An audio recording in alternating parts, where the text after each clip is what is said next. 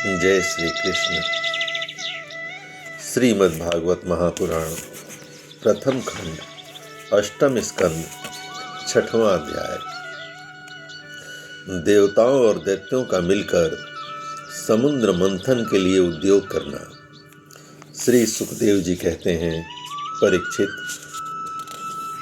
जब देवताओं ने सर्वशक्तिमान भगवान श्री हरि की इस प्रकार स्तुति की, तब वे उनके बीच में ही प्रकट हो गए। उनके शरीर की प्रभा ऐसी थी मानो हजारों सूर्य एक साथ ही उगाए हों। भगवान की उस प्रभा से सभी देवताओं की आंखें चौंधी आ गईं।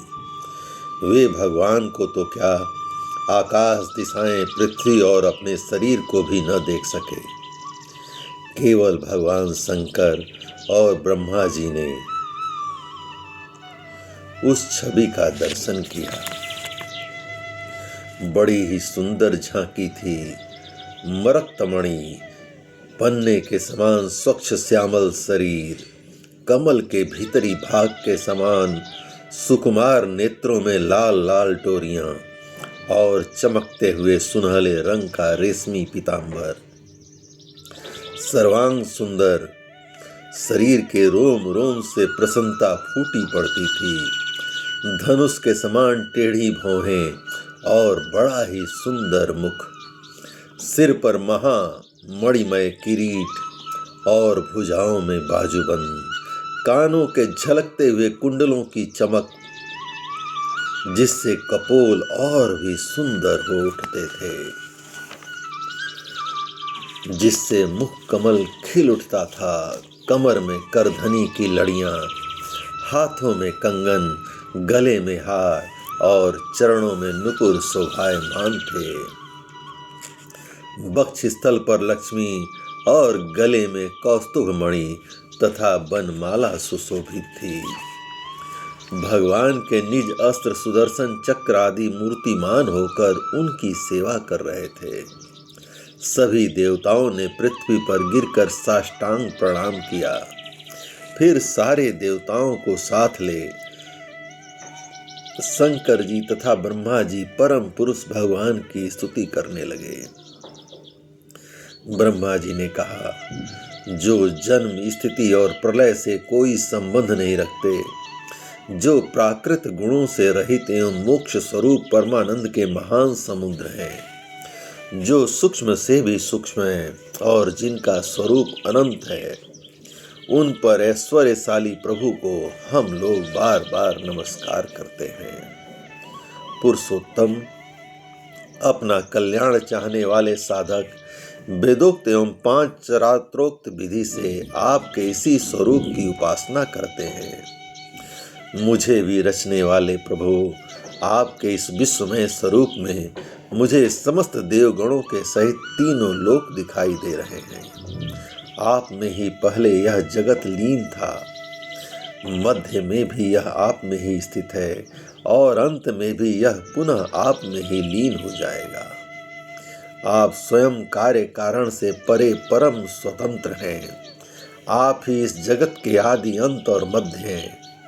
वैसे ही जैसे घड़े का आदि, मध्य और अंत मिट्टी है, आप अपने ही आश्रय रहने वाली अपनी माया से इस संसार की रचना करते हैं और इसमें फिर से प्रवेश करके अंतर्यामी के रूप में विराजमान होते हैं।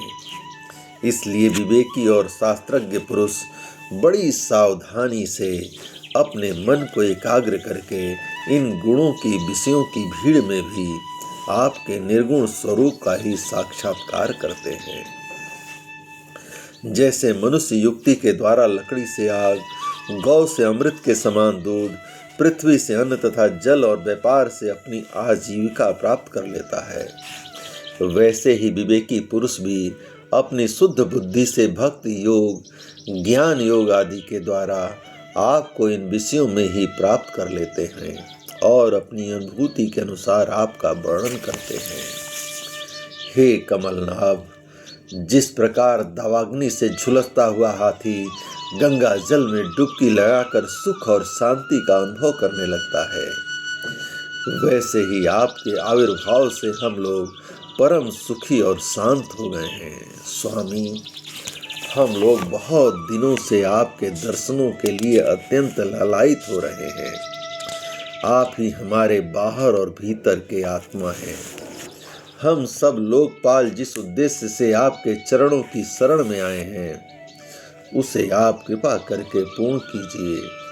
आप सबके साक्षी हैं, अतः इस विषय में हम लोग आपसे और क्या निवेदन करें।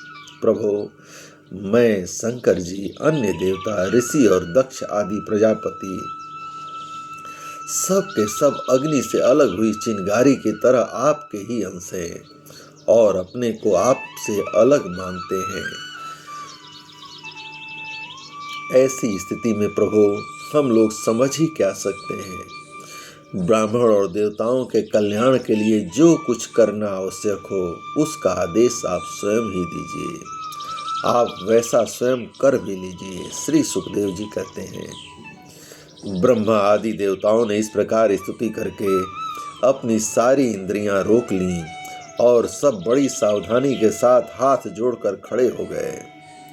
उनकी स्तुति सुनकर और इसी प्रकार उनके हृदय की बात जानकर भगवान मेघ के समान गंभीर वाणी से बोले, परीक्षित, समस्त देवताओं के तथा जगत के एकमात्र स्वामी भगवान अकेले ही उनका सब कार्य करने में समर्थ थे।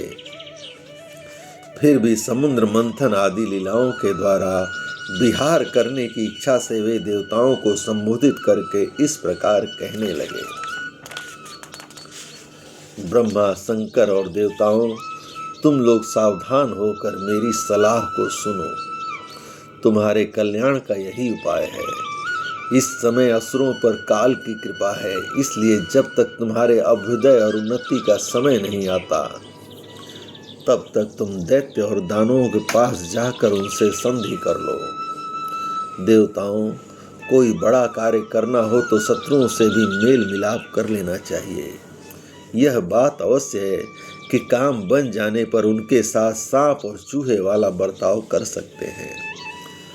तुम लोग बिना विलंब के अमृत निकालने का प्रयत्न करो। उसे पी लेने पर मरने वाला प्राणी भी अमर हो जाता है।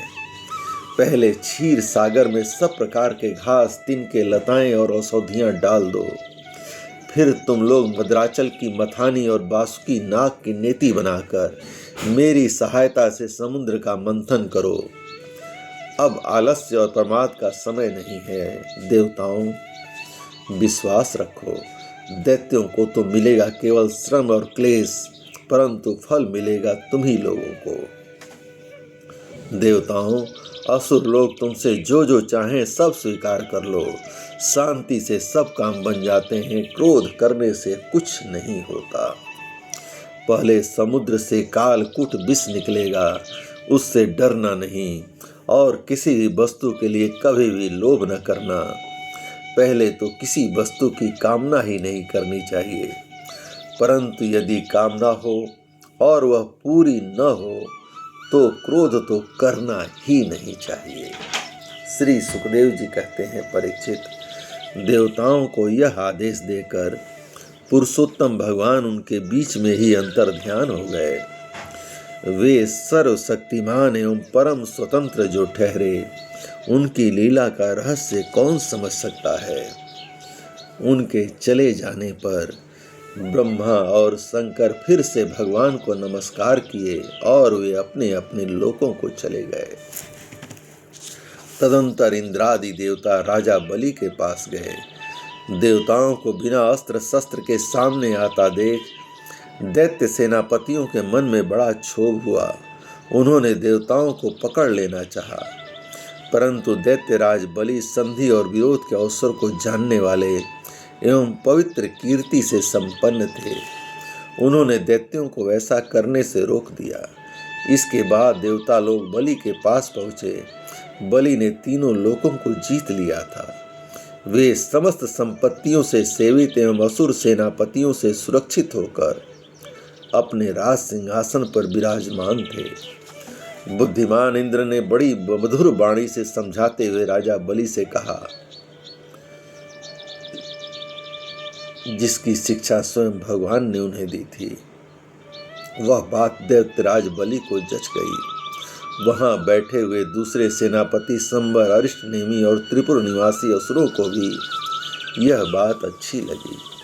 तब देवता और असुरों ने आपस में संधि समझौता करके मित्रता कर ली और परीक्षित वे सब मिलकर अमृत मंथन के लिए उद्योग करने लगे। इसके बाद उन्होंने अपनी शक्ति से मद्राचल को उखाड़ लिया और ललकारते तथा गरजते हुए उसे समुद्र तट की ओर ले चले। उनकी भुजाएं परिघ के समान थी, शरीर में शक्ति थी और अपने अपने बल का घमंड तो था ही।